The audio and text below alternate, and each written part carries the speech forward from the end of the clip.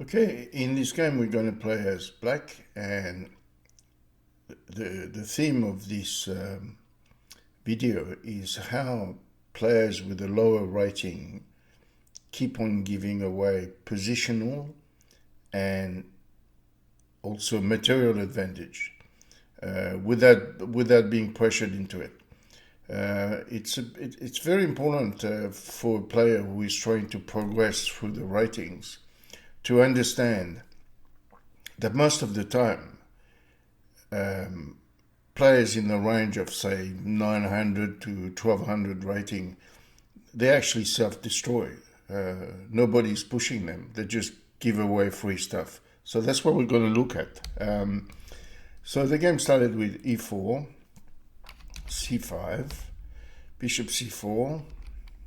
Here we play e6, knight and knight out.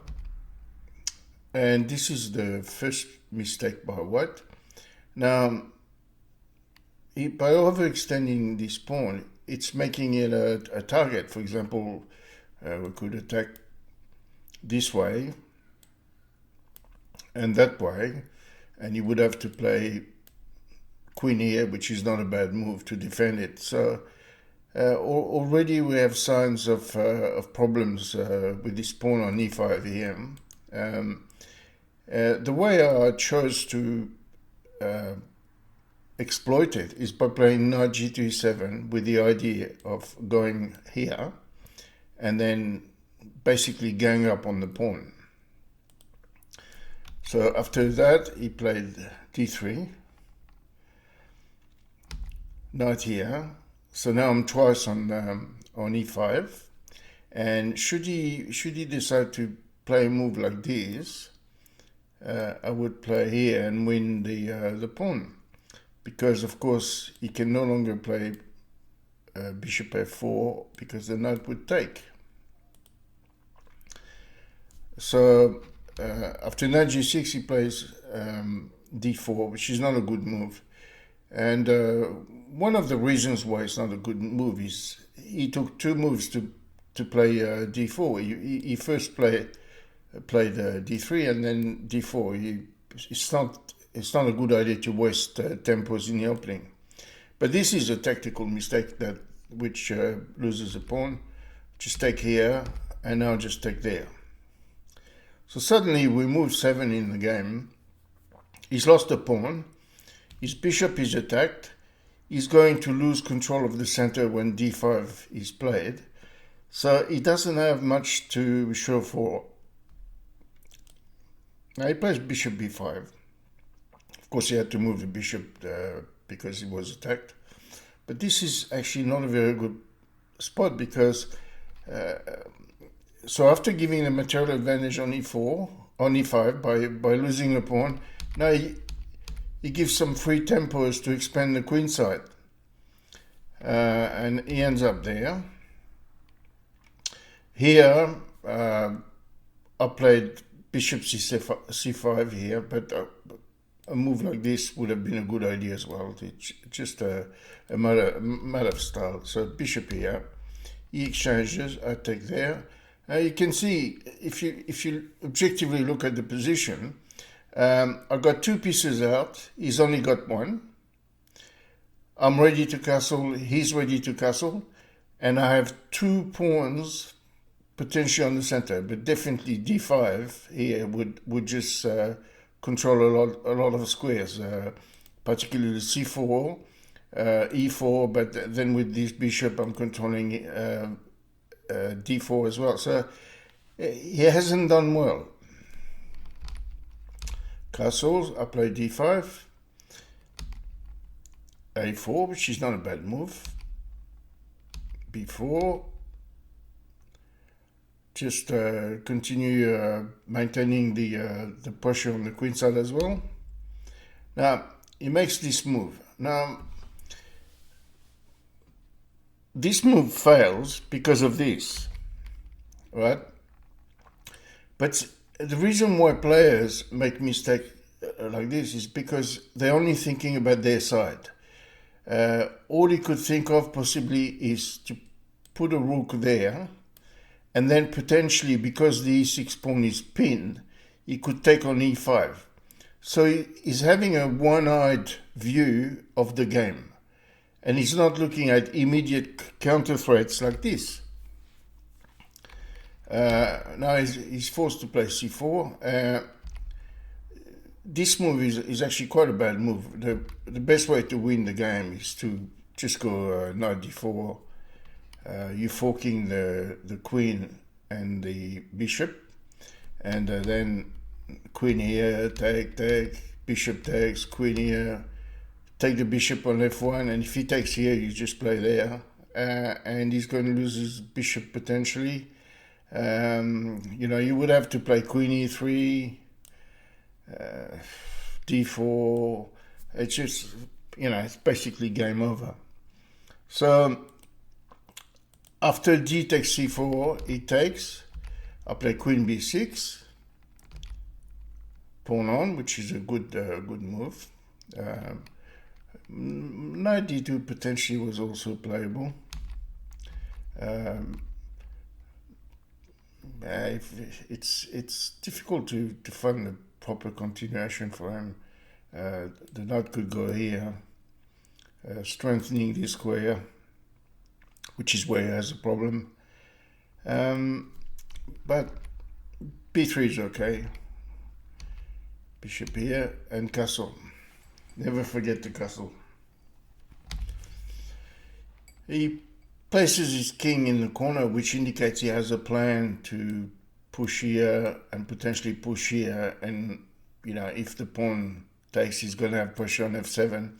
But this is really not a very good plan, because at any time we can exchange the bishop, which potentially threatens on f7. So it's a plan, but it's not a very good plan. He would have been better off starting to develop, his knight here and then his knight there, and get some kind of development.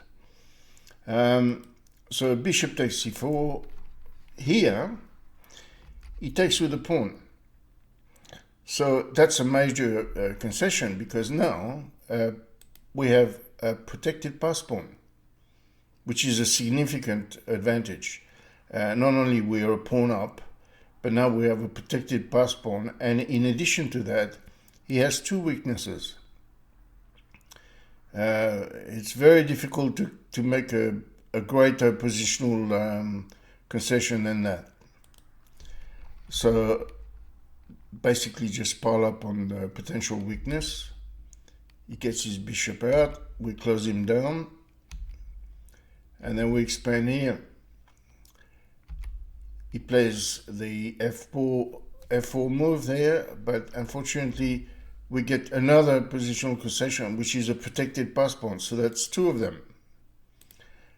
Should pieces exchange and an endgame start, he would not have a lot of luck for a lot of reasons. And you can see that not only those pawns are passed, but these pawns are weak, and potentially this one as well. So not very good. Bishop here, so it's probably not a bad idea to exchange.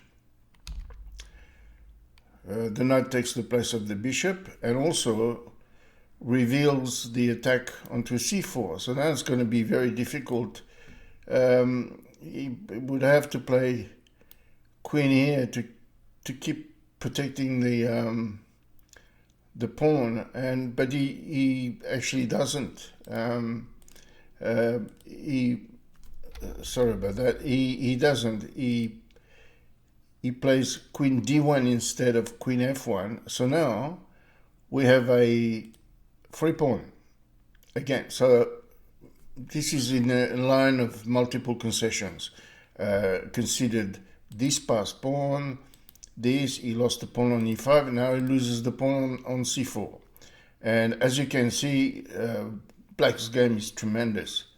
And Black has achieved that without doing much. And why? Because this is a case of self-destruction by White. It's not a case of Black playing very good move. In fact, Black has played some bad moves. Knight d2 attacking the rook, and now we just go back. It would have been possible to play the rook here, but just go back. Knight here, so he's inviting another exchange, but you see, we don't mind that, because now we've got threats on the background, just like that. So what is he going to do about it? He goes back. We attack the queen. Now, one of the thing that's important when playing chess is not to be tuned into any particular aspects of the game. You're never fully playing a positional game. You're never fully playing a tactical game. You have to play a sound positional setup, but at the same time you need to remain aware of tactical opportunities.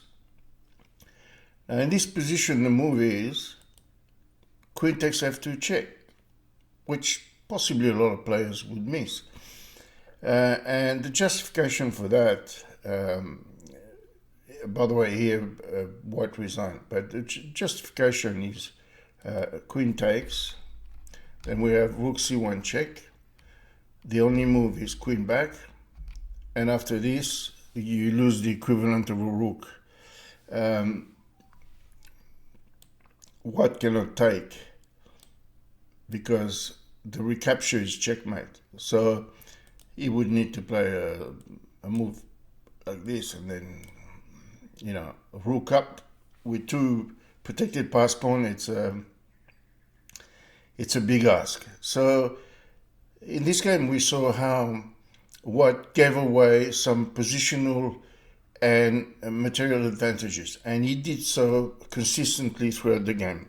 And while you're doing this as White, you cannot expect to win the game.